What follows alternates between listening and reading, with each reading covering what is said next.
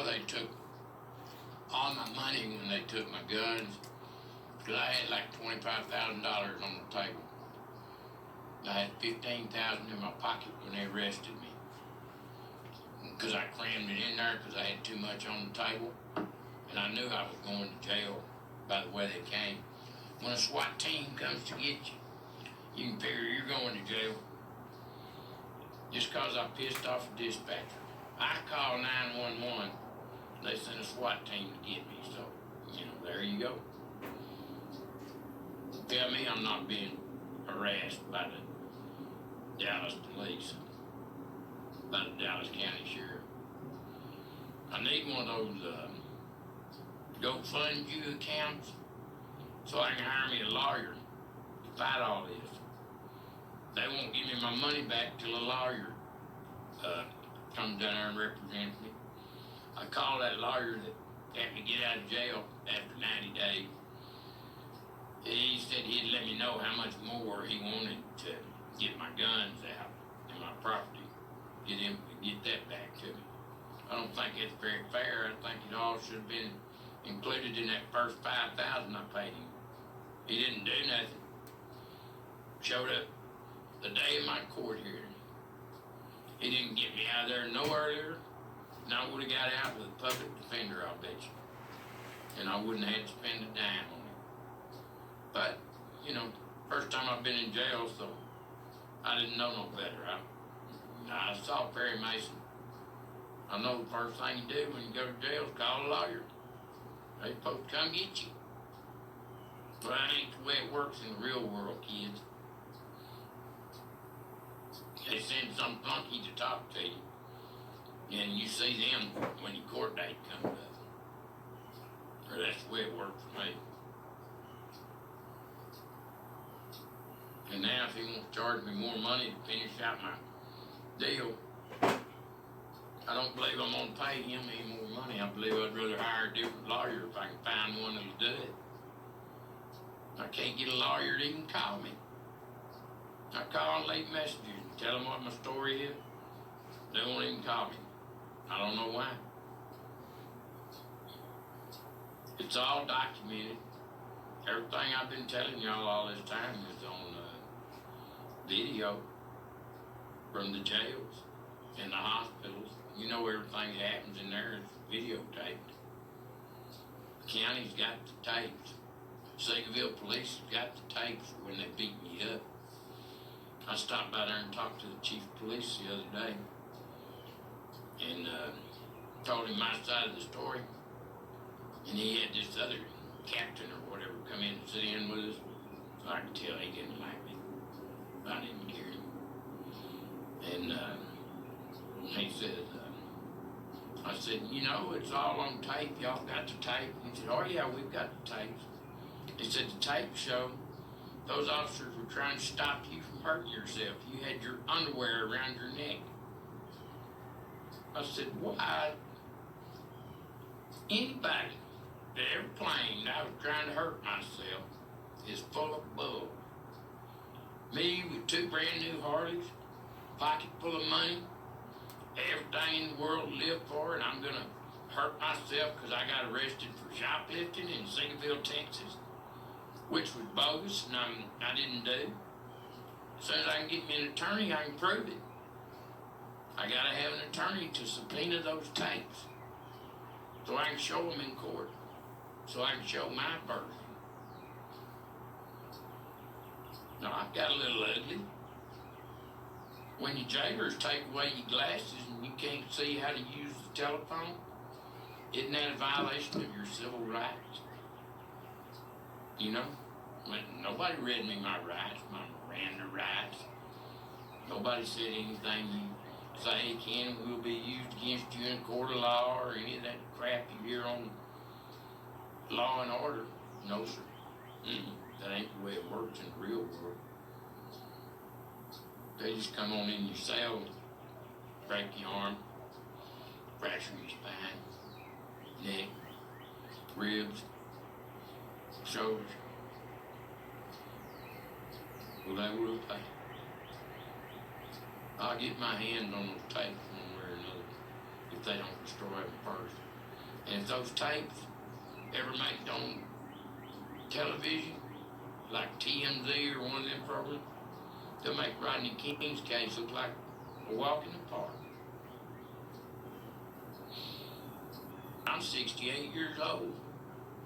I'm a senior citizen. I'm supposed to be shown a little respect.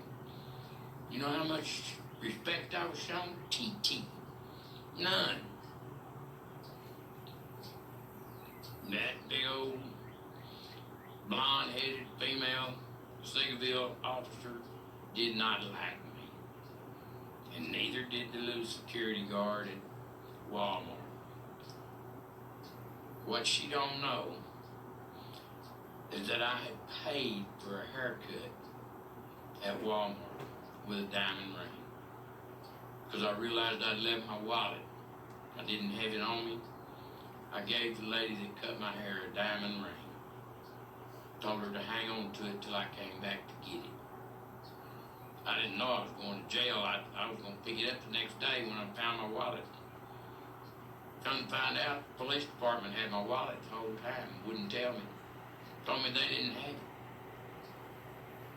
Well, when I went down to see about getting the rest of the property, they finally gave me my wallet back. But I already got a new driver's license, new credit cards, whole 9 yards, man. Now I know they're holding my cash, and they're holding my guns, my bow and arrow, all my hunting equipment. No telling what else they got down there of mine. I can't even really tell what's missing. All the Sonny stuff was everywhere when I got out and came home. It was a mess. I'm about to get it straightened out where I can live here now. I did let Sonny take my little dog. I wished I had him back. But I know he's happy there with her. Because I can't sit around here and play dogs all the time. I'm going to California as soon as I can afford it. Go out there and try to get on a game show, riding a motorcycle on the beach, or try to get an agent and see if I can maybe get into commercials, or maybe even get a part in a movie or something. I don't know, that'd be kind of fun. 68 years old, I'm not a bad looking guy. Could be the world's most interesting man, who knows?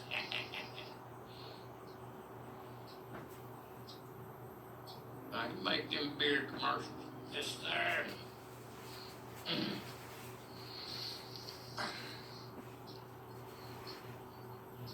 I think that kind of pays pretty good too. I don't know. Been a long time since I knew anything about it. I did have a stuntman union card though. Me and my wife both, Joan, had a card and I had one. We had to get them to make a TV commercial for Ford, where we drove our car all in trucks, real fast and real close together. Well, we had to join the stuntman union, or they wasn't gonna let us drive them. They was gonna have somebody else drive them. We said no. They tried to put me in rehab, and I said no. That's right, baby. Don't need it. Ain't never been addicted to nothing in my life except cornbread, ice cream, peanut butter.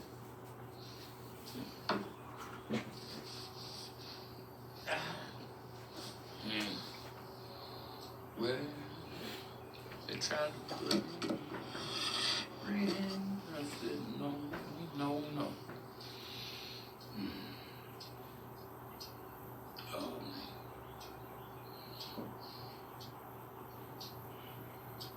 I'll be glad if my body ever listens back up. I doubt if it will. I was pretty energetic when they beat me down before I went to jail. I had a pretty good grip on things, man. I was even thinking about making my own documentary film here in Dallas, you know. About buying me a new Harley and wanting to take it on the road. do some preaching and stuff. That's what God wants me to do. Get on that Harley, pack it up, and just leave Dallas and ride that Harley Davidson and tell everybody that stops me and talks to me my story of Dallas and how I was treated by the officials. Nobody can believe it. Nobody's ever heard a story like that. As far as I know, there ain't never been one like that.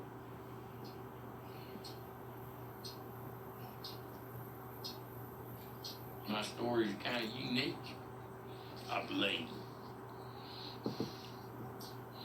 I think they're trying to classify me there with David Koresh or somebody like that. You know, a religious zealot, a dangerous gun nut. Well, I'm not. I only bought them guns starting in, what was it, January of this year?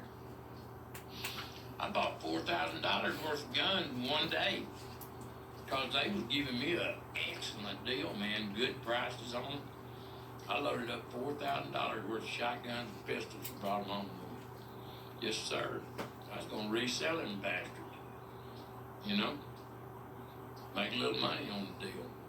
That's how I wanted to make a living for a while, you know? Maybe go to Canton first Monday and sell them down there.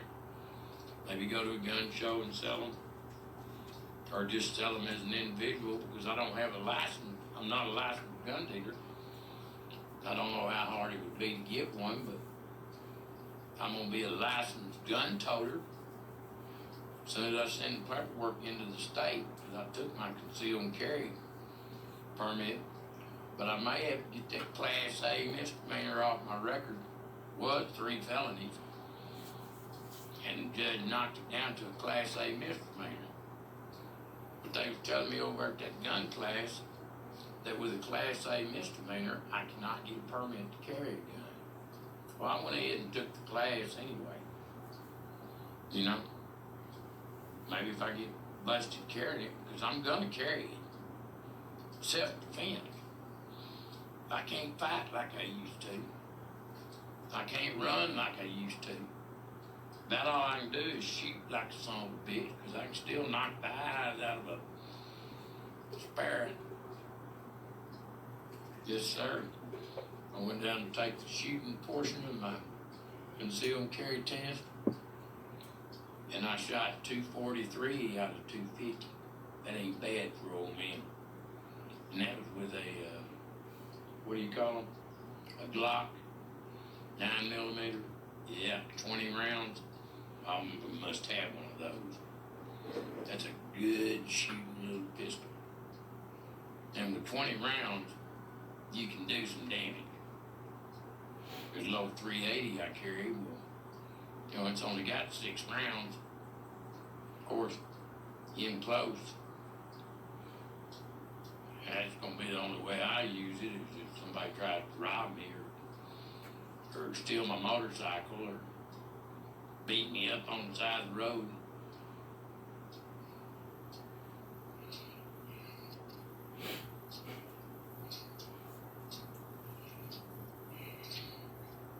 Steal my money, which I ain't got none of. I need help, folks, right now.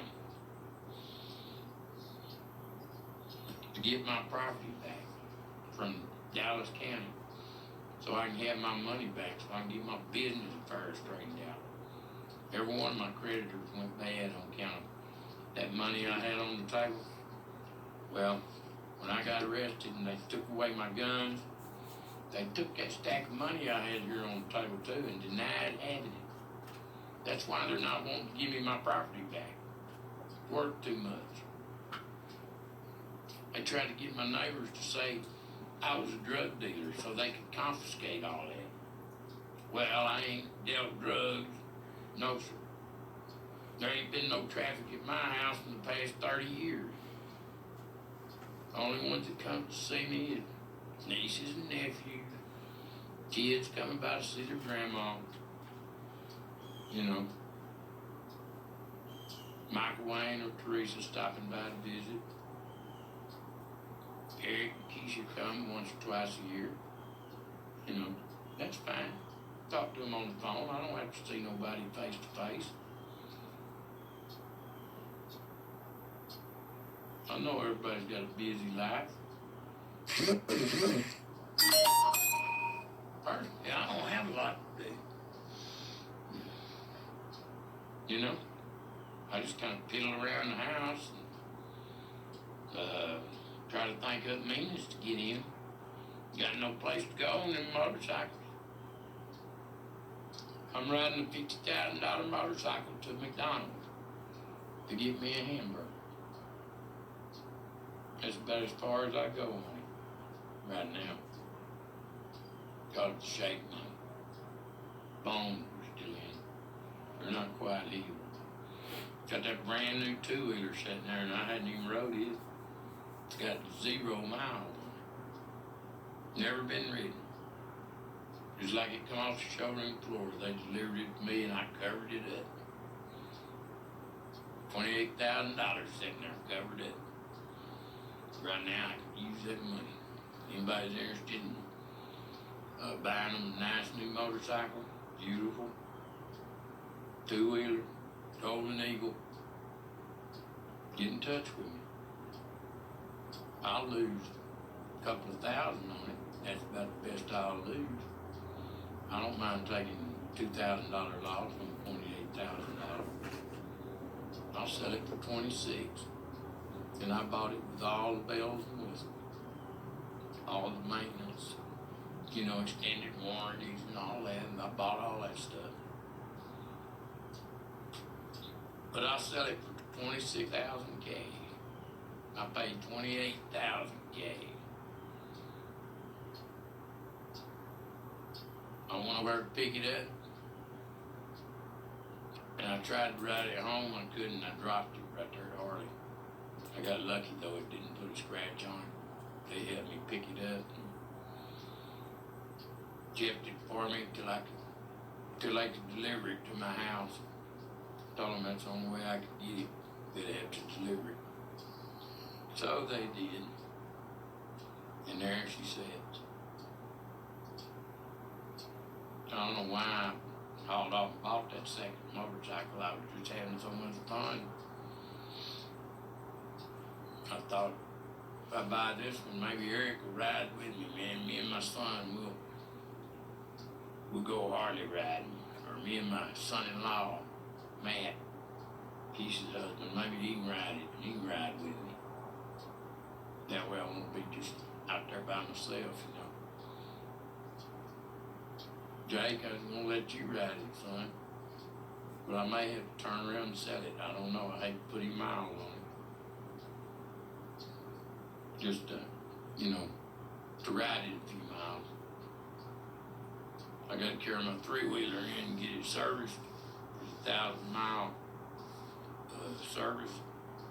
Got an appointment to do that Tuesday. Need to get signed up with Uber so I can get me an Uber car to bring me home from Dallas Harley Davidson. Taxi cabs charge like $40 to bring me that far. That's how I got on last time. Garland police came to put me in jail, but they didn't. They seen I wasn't drunk, I was just sick. And tired. And crippled up. I wasn't drunk. Just cause they got scared of me over at Dallas Harley Davidson. Well, they shouldn't have pissed me off. Telling me they'd have my motorcycle ready to go when I got there. And when I got there, they didn't know diddly. Nobody knew anything about my motorcycle. Because the woman I talked to did not bother to tell anybody else in the whole place to get my motorcycle ready. It was still up there in the dust with a dead battery. So I was a little bit aggravated. I cussed a little bit. I stomped my foot a little bit. I told them I worked for Harley Davidson and I'm gonna write a report on it. What crappy service they gave me. Didn't bother them. Greedy bastards, that's all they worried about.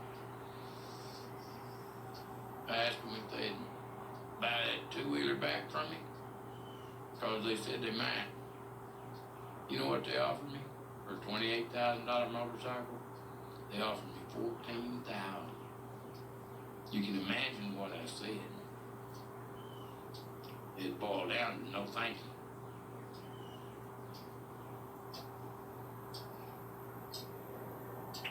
I keep it, use it for a paperweight. You know? I'll keep it and let my friends ride it when they come over and I want to go for a ride.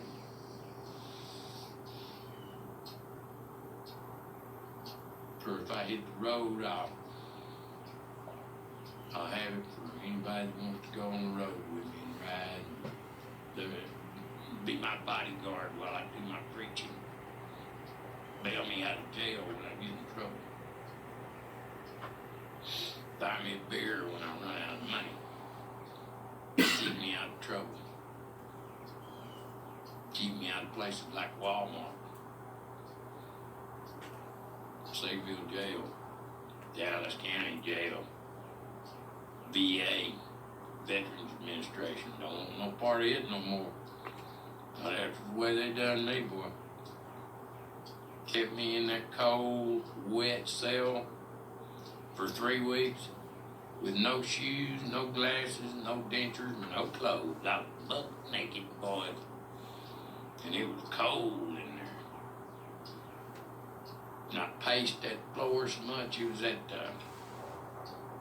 concrete with a sand finish, you know, and it's like sandpaper. I turned in a circle and paced that floor so much till all the skin came off the bottom of my feet.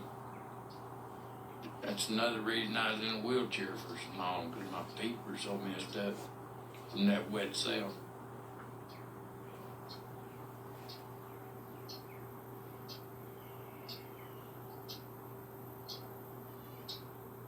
Yes, sir, I danced into the Seagoville jail. I was laughing. I thought surely they're not really going to arrest me. They already told me I couldn't come back to Walmart in Seagoville. And I've been shopping there for 30-something years. My bank's right across the street from it.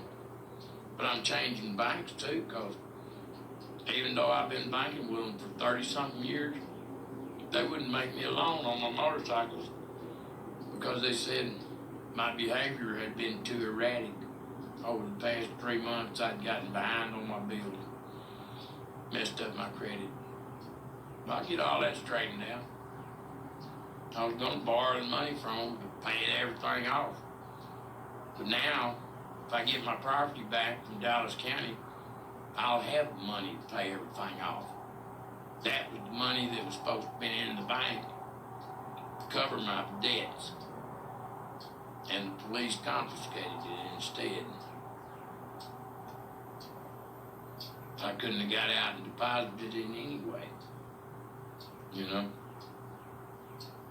But for them to lie to me, they lied to me about having my bill. They told me they did not have my glasses. I didn't get them till the day I got out of jail. They told me they didn't have my dentures. I didn't get them till about 3 weeks before I got out of jail. They finally checked in my locker, and sure enough, there they was. All this time I had been having to eat whatever they fed me with no teeth. So you can imagine what shape my stomach was in. Came home, I couldn't even go to the bathroom without taking an enema. That's the only way I could pass my waste out of my body. I'm about to get over that now. But it's pretty painful. Pretty damn painful. But Obama's people don't care. Them guards down there, that's why I say some of them was robots even. I think Frank Crowley is nothing more than a big old UFO. Because while they was holding me in that veterans portion, I could hear my people outside. There was a concert set up. Willie Nelson was playing. Waylon Jennings, David Allen Cole, Johnny Cash, everybody was there. We were fixing to have a big concert. Emmylou Harris, all my favorites. They had come there. And as soon as I got out, I was supposed to start the concert. Willie was going to announce me as his long-lost little brother. He finally returned home. And we were going to have a concert to celebrate. But no, them robot guards would not open the doors. And them drugs they were giving me had me so muddle-headed, I couldn't figure out how to make them do it. So people on the outside couldn't get in, people on the inside couldn't get out. And once they started drilling on the spaceship, which is Frank Rowley, the drill was not even making a dent, but the noise was deafening. And them guards started panicking. They didn't know what to do. Robots. They just stopped and stood and stared like they were in a daze. Like they didn't understand anything I said to them.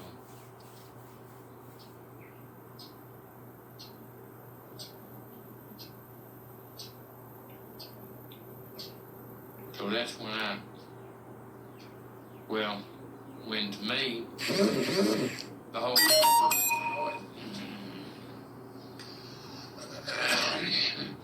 in one night, all us white folks got together and we destroyed everything on the planet that wasn't white. Japanese, Chinese, Muslims. If you wasn't white, you couldn't stay, because this is a white man's world. God gave it to us. God's white, by the way. He's Hank Williams. He's a country music fan. He wrote every song we've ever heard. He wrote every book you've ever read, every comic book you've ever seen, every television program you've ever watched. Hank Williams wrote it. Every word I'm saying right now, Hank Williams wrote for me to say. I found that out while I was in the veterans portion, because he gave me certain things I had to say in order to try to get out of there. I had to ask for a cup of coffee and a cigarette. Well, nobody would give me one. If they had it, the whole destroy the world scenario would have come to a screeching halt and it never would have happened. But they wouldn't. So it did happen. And then Hank Williams let me come back to Earth. Instead of dying like I had to before and leaving, I got to come back. I got to come back and be Gary Edden again. But now I've got all this on my mind. I know what I saw while I was in heaven. I saw everybody I've ever seen on this planet. Everybody I ever heard of is alive and well in heaven. They cast off the bonds of this planet, this little blue ball we live on. And they're in heaven with our Father. Everybody who's ever been born on planet Earth is alive right now in heaven and watching us and watching this little game we play down here. All 7 billion. That's how many are on the planet this time. A couple of thousand years ago, it was only 358 million people that had so far been born. But I took that many souls to heaven with me.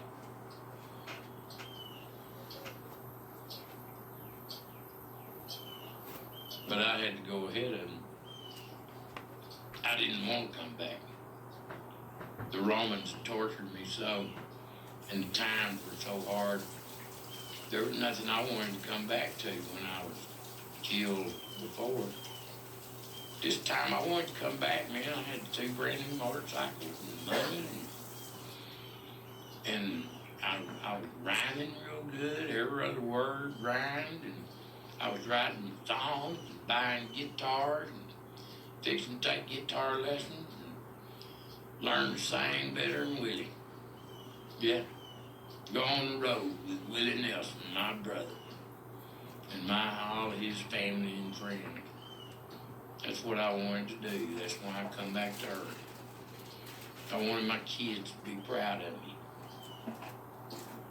I wanted my grandkids to be proud of me. You know, I wanted my nieces and nephews to be proud of me. So far, everybody just thinks I'm crazy as hell. That's all right. I don't care. Whether you believe me or not, it's totally up to you. It doesn't matter to me one way or the other, because you're already in heaven. By believing me, you get to go to heaven tonight. And then you decide if you want to stay or you want to come back. He'll let you come back. He don't care. If you won't come back and suffer this, what's fixing to happen, well, come on back. Because the race war is coming. The famine is coming. The wars and the rumors of war are here. You know, the end of times is near. It's already happened. This here is just playing out the final chapter of this story.